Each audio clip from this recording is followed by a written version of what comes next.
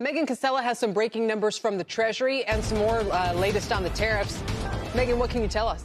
Hey, Kelly, that's right. So for all the talk of cutting government spending, it is still rising compared to a year ago, up about 8% in March. That's according to the Treasury Department's latest monthly statement out just now. Higher spending on Medicare and interest on the public debt, both showing some of the biggest increases for the month. And on the debt, the U.S. spent $104 billion in interest last month. That's a reflection, of course, of higher rates and growing deficits. That helped drive a deficit for the month of March. And for the first 6 months of the fiscal year, the U.S. is now running a $1.3 trillion deficit. That's the second largest on record. I'll say, though, guys, it's not all bad news. Spending was down significantly for the month at a few agencies. That was Departments of Education, Housing and Urban Development, Homeland Security. That last one because of lower FEMA spending on natural disasters. And on the tariffs, we are starting to see some higher revenue because of them. The U.S. collected about $8 billion in customs duties in March. That's a big jump, about 32% from a year ago. Of course, this data lags a bit, so we do expect that figure to grow in months to come. Guys?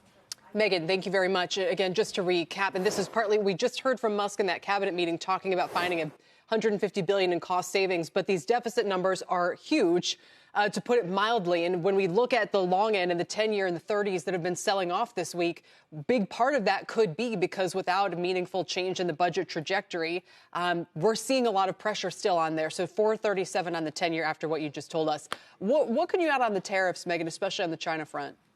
On the China front, one of the things that I think is pushing these markets a little bit lower today is that the White House clarified to me earlier today that the actual total effective tariff rate against China is 145%, not 125%. And this came not because of a change in policy, but because of a clarification. Just to sort of recap the timeline briefly, the White House told us yesterday that he was upping it from 104% to 125%. But when the executive order came out this morning, it showed that the effective rate jumped, not to get too technical here, from 84, which was the so-called reciprocal rate, all the way up to 125. I looked at that and said, we must have to add the 20% fentanyl rate that's already there on top of that. And when, after some back and forth with the White House, an official confirmed to me they are added together. That gets us to 145%. So even without any further escalation today, guys, we know that this rate is even higher than it was. At some point, you could argue that maybe the rate doesn't matter anymore if it effectively cuts off all trade. But it does show how fluid, for one, things are, how things are being hammered out in real time,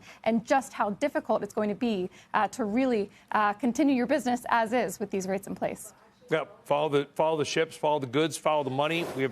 Companies have no idea what's going on. Megan Cassella, thank you very much.